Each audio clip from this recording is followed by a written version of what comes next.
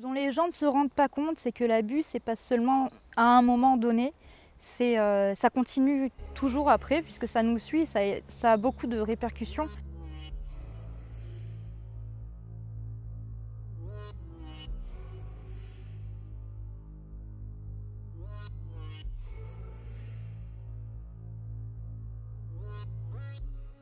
Moi, c'est Karine, j'ai 30 ans et j'ai une petite fille de 10 ans. Pour les enfants qui sont actuellement dans une situation de maltraitance ou qui subissent des abus, il faut surtout pas attendre que l'aide vienne de l'extérieur parce qu'il y a de grandes chances que cette aide ne vienne pas.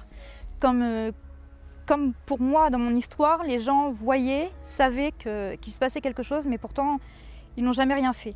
Donc il faut vraiment parler à quelqu'un, peu importe à qui, une pharmacienne, une institutrice, il faut en parler, qu'on puisse ensuite agir en conséquence.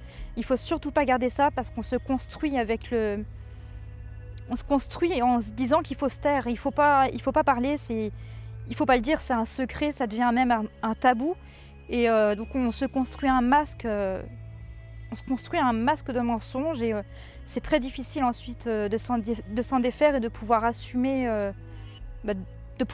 tout ça. On se laisse écraser par le poids de tout ce passé, des abus, de la violence. Et c'est pas possible de vivre avec tout ça sur la conscience.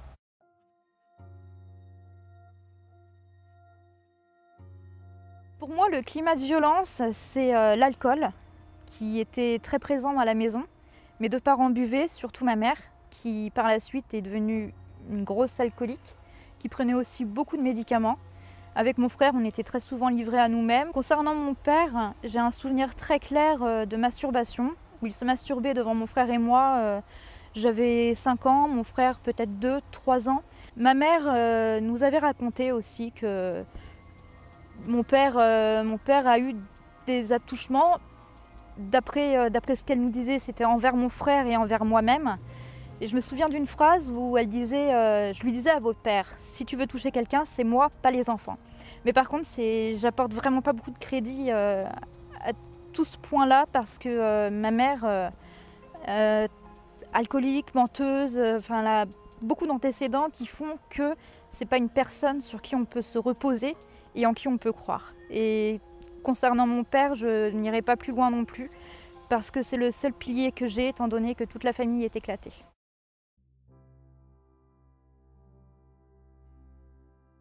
Donc ma mère qui prenait beaucoup de médicaments qu'elle mélangeait à l'alcool, faisait régulièrement des comas. On la retrouvait souvent en rentrant de l'école dans le coma. Donc je me retrouvais à téléphoner à SOS Médecins pour leur dire que ma maman avait pris trop de cachets, suite à quoi elle se faisait hospitaliser. À ce moment-là, mes parents étaient déjà divorcés, donc mon père habitait à plus de 600 km. Donc le temps qu'on trouve une solution de garde, on se retrouvait complètement seuls, livrés à nous-mêmes, mon frère et moi. J'avais pris le rôle de maman, j'étais un peu devenue la mère de substitution de mon petit frère. Je lui faisais à manger, je m'occupais de lui, je le couchais. Quand on partait à l'école, c'était toujours avec la peur de rentrer et de retrouver ma mère morte. On vivait en huis clos, on était comme un clan, il y avait ma mère, mon frère et moi. Ma mère qui se cachetonnait quasiment quotidiennement et qui buvait aussi beaucoup, nous, on avait automatiquement, on avait honte de la situation, on n'en parlait pas, ça restait, c'était notre secret à nous trois. Ma mère, quand j'avais 14 ans, j'ai eu mes premières règles. Elle m'a demandé si je voulais qu'elle me nettoie l'intérieur du vagin avec un doigt pour me montrer comment faire. À ce moment-là, elle était plus dans la proposition. Est-ce que tu veux que je te montre, tu veux que je t'apprenne? Elle imposait pas, elle proposait. Aïe, aïe, aïe, aïe. Étant plus jeune, je pense qu'elle a agi, qu'elle a posé des actes, mais quoi exactement, je sais pas. Une fois, je mangeais une part de flan et le bruit que ça a fait m'a fait penser à un vagin. J'ai failli en vomir en fait, tellement ça m'a dégoûtée. J'ai pour moi, ça a été, ça m'a fait penser à un cunnilingus. J'ai le sentiment que ma mère m'a fait faire un cunnilingus et j'ai en tête aussi l'image, c'est très rapide, je revois surtout la bouche de ma mère en fait. C'est comme vu de haut, et donc ma mère la tête entre mes cuisses, et je sais pas, je la vois un peu comme chez les babines quoi. Je sais pas trop comment décrire cette image là, mais là c'est je crois que je pourrais pas faire mieux. Ce dont je me souviens très bien, c'est que ma mère voulait nous apprendre la sexualité à mon frère et moi. Une fois, elle s'est mise seins nus devant nous en nous expliquant que la poitrine chez la femme était une zone érogène, et elle nous avait proposé de la toucher elle pour nous montrer comment ça fonctionne. Là encore, elle était dans la proposition, et évidemment avec mon frère on a refusé. Sinon j'aimais bien aussi devant la télé me mettre, relever mon t-shirt, et puis elle me faisait des chatouilles dans le dos et des gratouilles et des chatouilles dans le dos. Et quand j'ai commencé à avoir de la poitrine, je sentais ses mains qui venaient sur les côtés de plus en plus, et moi je serrais les bras pour qu'elle ne parvienne pas jusqu'à ma poitrine, pardon. Et puis j'ai arrêté de réclamer ce genre de petites choses quoi. Alors une fois, elle plantait des fraises ou des tomates, et elle a eu une manière de faire un trou dans la terre avec ses doigts qui m'a juste dégoûtée. Et c'est peut-être à partir de ce moment-là où, quand j'ai commencé à penser à elle, il y avait toujours beaucoup de dégoût, et très souvent aussi l'envie de me nettoyer les lèvres, de recracher des choses qui... J'ai comme l'impression que mes lèvres me gênent en fait. J'ai comme envie de frotter, de recracher quelque chose qui me gêne. L'abus s'est arrêté quand on a été en âge de comprendre que c'était pas normal, que ce qu'elle faisait c'était pas dans l'intention de nous enseigner quelque chose, c'était anormal. Et puis le fait d'avoir été en foyer, ça nous a vraiment coupé de ce milieu familial qui était hyper nocif. Et à partir de là, avec mon frère, on s'est beaucoup détaché, et plus rien n'a été pareil avec ma mère. Alors ma mère, quand j'étais petite, je l'aimais vraiment beaucoup. J'étais très fusionnelle avec elle. Et à la période du foyer, quand j'avais 15 ans, j'ai commencé à ne plus l'aimer et à même oublier ce que ça fait d'aimer sa mère. Pour moi, elle est morte quand j'étais petite. Déjà adolescente, je lui disais qu'elle pourrait crever dans le caniveau. Moi, je passerais au-dessus, je l'enjamberais. Et c'est finalement ce que j'ai fait quand elle est tombée malade et qu'elle était à l'hôpital donc pour un cancer généralisé. Je m'en foutais, quoi. Je savais qu'elle allait mourir, et je m'en foutais. Pour moi, c'était le moment que j'attendais, c'était qu'elle soit morte en vrai, parce que pour moi, elle était morte déjà symboliquement. Ma maman est morte quand j'étais petite. Et là, cette fois, c'était vraiment c'était la concrétisation de sa mort, en fait.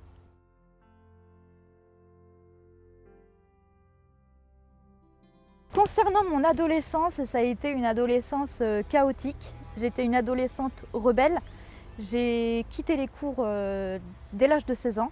Je ne voyais plus ma place. Je suis arrivée un matin dans la salle de classe, et je me suis dit qu'est-ce que je fous là, quoi. C'est pas là que je dois être. Et sans demander ni l'avis de ma mère ni l'avis de mon père, je leur ai dit j'arrête les cours.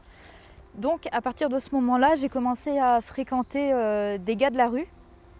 Je buvais tous les jours. Mon copain venait me chercher à 8 h le matin. On faisait la manche, on mangeait des chips et on buvait du mousseux toute la journée. J'ai commencé la cigarette et le cannabis. Et ça m'arrivait, quand j'étais complètement bourrée, de monter en haut de la base sous-marine et de m'asseoir les pieds dans le vide et de faire coucou. J'étais super contente, j'étais toute euphorique d'être en haut. Et je sais pas, j'aimais bien, j'étais bien là-haut et au final j'aurais pu... c'était hyper suicidaire en fait comme attitude. Les relations que j'avais avec mon frère étaient hyper compliquées dans le sens où je le supportais pas. Et lui, par conséquent, ne me supportait pas non plus. On se tapait, c'est surtout moi qui le tapais. Je lui enfonçais mes ongles dans les poignets, je lui jetais des couverts, on s'insultait. Et ma mère m'insultait aussi. Quand elle parlait de moi, c'était la connasse. Elle disait à mon frère, ta connasse de sœur. Et donc, mon frère s'est mis aussi à m'appeler ma connasse de sœur. Une fois, pendant une crise d'hystérie, j'étais encore vierge, j'avais 13-14 ans. Elle m'a dit méchamment, tu devrais aller te faire baiser, ça te ferait du bien. C'était vraiment, c'était très hargneux. C'était vraiment dit pour me blesser. Et ça, moi, sur le coup, ça m'avait vraiment choquée parce que j'étais encore vierge et surtout, j'étais très, très réticente et coincée par rapport aux relations sexuelles.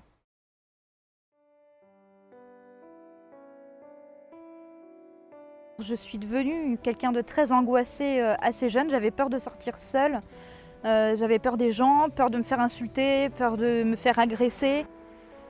Je suis stressée très souvent. C'est compliqué encore aujourd'hui même de pouvoir relativiser et me dire que c'est rien, il n'y a pas mort d'homme, il y a pire.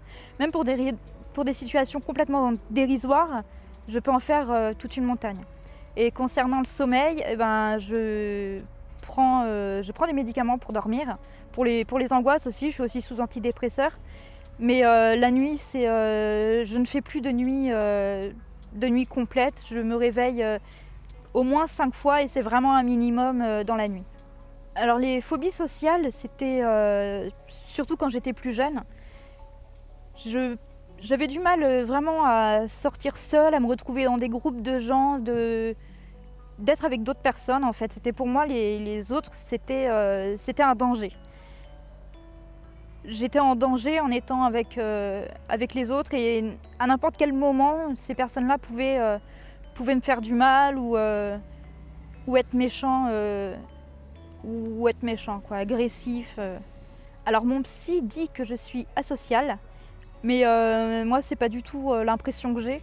Je suis plutôt quelqu'un de solitaire, qui choisit ses fréquentations, qui choisit avec qui partager des moments de vie et surtout on ne me l'impose pas. Si j'ai envie d'envoyer chier quelqu'un, je l'envoie chier, il n'y a pas de...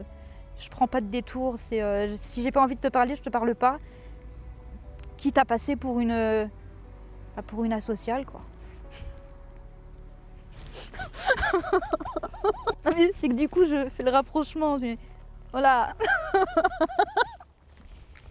La boulimie a commencé peut-être pas à 7-8 ans, déjà à cet âge-là, quand ma mère se levait après mon père. Nous, on avait déjà pris notre petit-déj, mais je disais à ma mère que non, papa nous avait pas fait de petit-déj et que du coup, on en voulait un. Donc, elle m'en faisait un deuxième. Après, autour des 10 ans, c'est là vraiment où je me suis rendue malade, pas au point d'en vomir, mais au point d'être écœurée par la nourriture, de ne pas pouvoir avaler plus, sous peine de vomir justement.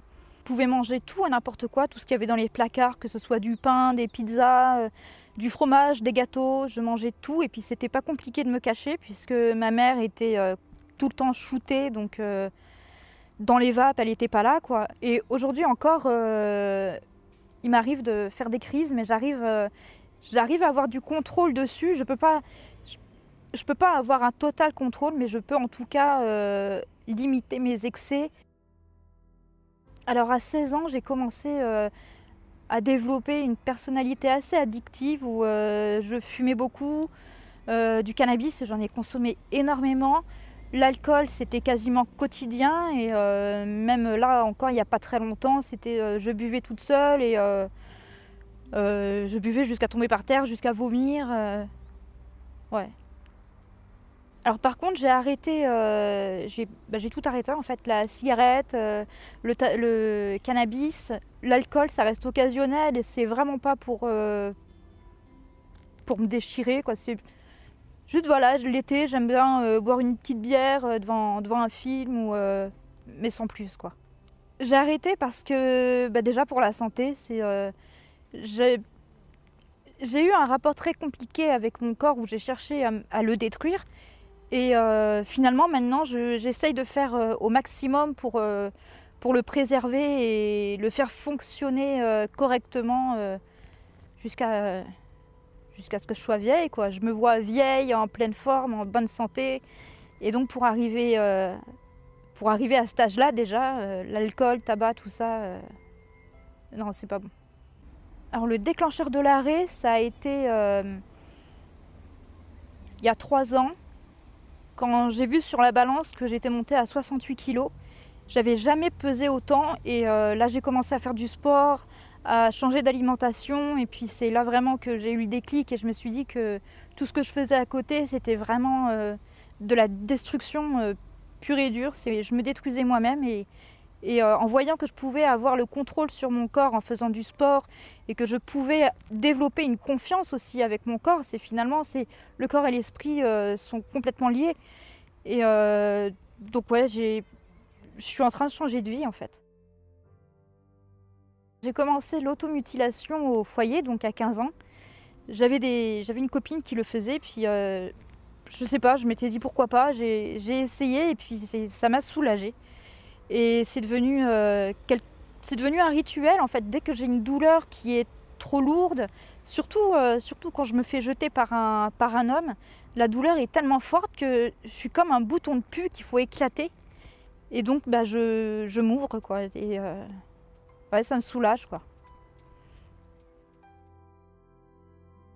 Ma plaie la plus importante, c'est sur le mollet droit. C'était un été, j'avais bu dans mon jardin toute seule et puis je me sentais, c'est pas que je me sentais mal, mais j'ai vu un bout de verre par terre et j'ai pensé à m'automutiler, mais là c'est le trou noir. Je me souviens plus rien, j'ai vu le bout de verre et il n'y a plus rien ensuite. Donc je me suis réveillée le lendemain, j'avais super mal à la jambe, j'avais du sang de partout. C'était une horreur et j'en avais aucun souvenir. Quand j'étais plus jeune, je me tatouais moi-même et je me perçais aussi les oreilles. Donc j'ai tout le long de l'oreille percé. Donc je prenais une boucle d'oreille et puis je faisais le trou. Et je me tatouais aussi avec une aiguille et de l'encre de Chine. Donc aux yeux de tout le monde, c'était des tatouages, c'était des boucles d'oreilles. Mais pour moi, avec le recul, c'était une manière de me faire du mal, de pouvoir l'exprimer devant tout le monde sans pour autant être jugée par rapport à l'automutilation. On va constamment nous dire c'est pas bien, faut pas faire ça, pourquoi tu fais ça. Là c'était rien, c'était des tatouages et des boucles d'oreilles. Des cicatrices, j'en ai une bonne dizaine qui sont encore visibles. C'est surtout sur les jambes et sur le ventre. Après les bras, j'évite les bras parce que maintenant je me mets bras nus, contrairement à quand j'étais plus jeune. Mais je me mets jamais en jupe, je me mets jamais en robe. À la plage, j'y vais pas non plus, j'y vais pas tout le temps, donc sur les jambes, ça se voit pas. Et maintenant, quand bien même on le verrait, j'assume complètement parce que c'est le signe des souffrances que j'ai eues pendant longtemps et c'était la seule manière que j'avais de les exprimer. Donc non, j'ai aucune honte par rapport à ces cicatrices. Les tatouages, c'est pareil, ils sont très moches. Ils sont très très moches. J'en ai un sur l'épaule, on me demande ce que c'est, on croit que c'est une mouette alors que non. Mais non, je m'en fous. Ça fait partie de mon histoire. J'ai toujours eu un rapport assez difficile avec l'idée même de la sexualité. Avant d'avoir mes premiers rapports et alors que j'étais très loin d'en avoir, j'avais déjà très très peur et c'était déjà pour moi un problème. C'était un problème présent alors qu'il n'existait pas encore et j'avais l'angoisse parce que j'étais angoissée parce que je savais que ça se présenterait à un moment ou à un autre. Et effectivement, quand le moment est venu, j'étais consentante, mais j'avais accepté pour qu'il ne me quitte pas. Voilà, ça faisait plusieurs mois qu'on était ensemble et clairement, si si je continuais à refuser, il allait devoir me quitter parce que lui avait des besoins. Et donc cette première fois, je l'ai vécu en me dissociant, j'en ai plus aucun souvenir. Je sais l'endroit, je sais la personne, mais c'est tout quoi. Je sais, mais je me souviens pas. L'idée de pouvoir être le désir sexuel d'un homme, parce que c'est une limite, c'est une limite qu'il faut pas trop franchir quoi. C'est une bulle, ça va. Le regard du désir, c'est déjà quelque chose qui va trop loin. Alors aujourd'hui, les relations, c'est compliqué. Déjà, les relations sexuelles, c'est rare que j'en ai sans avoir bu avant. Avec l'alcool, c'est plus facile, je m'en fous. Mais sans alcool, c'est vraiment compliqué. Je dis non à beaucoup de choses. Je suis très pudique. Donc c'est dans le noir, il faut que je reste habillée. C'est compliqué. Puis je rejette beaucoup. J'ai beaucoup d'interdits. Je rejette beaucoup les caresses. Toutes les petites attentions. J'arrive pas. Le cunnilingus, par exemple, c'est pas possible du tout. C'est déjà arrivé que je donne des coups de pied. Et après, ce qui est des préliminaires aussi, j'ai du mal. J'ai plus de mal, mais le cunnilingus, c'est vraiment pas possible. Avant mes 25 ans, j'enchaînais pas mal les rencontres. Je cherchais le grand amour, en fait. Et sauf que les hommes, eux, ne faisaient que consommer. Donc du coup, j'enchaînais. Je suis restée pas mal d'années inscrite sur les sites de rencontres. Et finalement, j'en ai fait le tour, quoi. Le couple, pour moi, c'est un bout de chemin qu'on fait avec une autre personne. Sauf que moi, je considère ne pas avoir été encore vraiment en couple, puisque j'ai toujours été plus ou moins l'objet dont on se servait sur le moment. Et puis une fois que c'est fait, on le jette. Une meuf à plan cul, quoi. Donc pourtant les mecs me faisaient croire et je pensais vraiment qu'ils étaient sincères et qu'ils s'intéressaient à moi, mais une fois qu'ils avaient eu ce qu'ils voulaient ou si je leur donnais pas, ils me jetaient. Et aujourd'hui, ouais, j'ai beaucoup de mal à être en couple. J'ai essayé et c'était impossible pour moi de faire confiance. Je l'accusais toujours d'avoir quelqu'un d'autre, de s'en foutre, de m'utiliser, d'être juste son plan cul, de se servir de moi. J'ai zéro confiance envers les hommes. Me concernant moi seulement. Quand je vois un couple, pour moi c'est normal, le couple c'est quelque chose de normal, mais me concernant moi, pour moi c'est impossible, c'est même pas concevable en fait.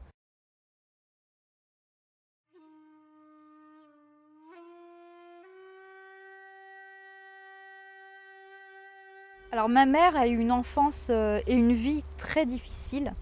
Son père ayant été un enfant abandonné, ensuite adopté par des parents qui tenaient un commerce, je crois. Il n'a pas été à l'école donc, et ses parents l'utilisaient. C'était un petit peu comme leur esclave qui bossait pour ses parents d'adoption.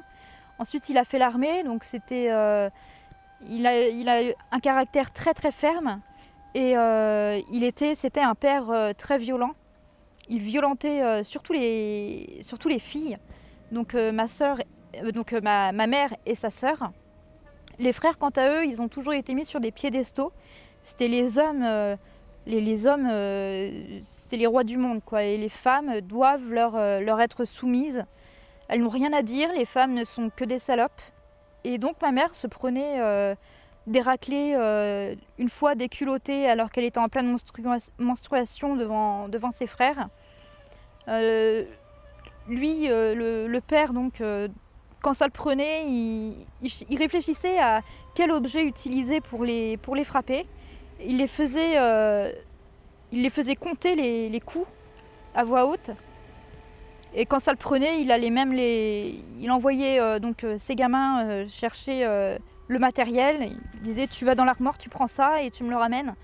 Donc il savait d'emblée qu'ils allaient morfler, quoi. Tout ça, je le tiens de ma tante, donc la sœur de ma mère, qui elle-même a été complètement bousillée. Aujourd'hui, elle a plus aucune confiance en elle, mais elle a eu la chance de rencontrer la route de certaines personnes qui lui ont fait connaître la psychologie. Donc elle a pu s'en sortir. Elle reste, disons elle s'est gardée la tête hors de l'eau. Et je l'admire beaucoup parce que je sais combien c'est dur et c'est malheureusement la seule personne, je crois, qui arrive à me comprendre complètement aujourd'hui sans être dans le jugement et même au contraire, elle me dit que je peux, si jamais j'avais besoin d'une figure maternelle, je pouvais compter sur elle. Et je pense qu'elle est la mère que j'aurais voulu avoir. Ouais, je pense que ouais.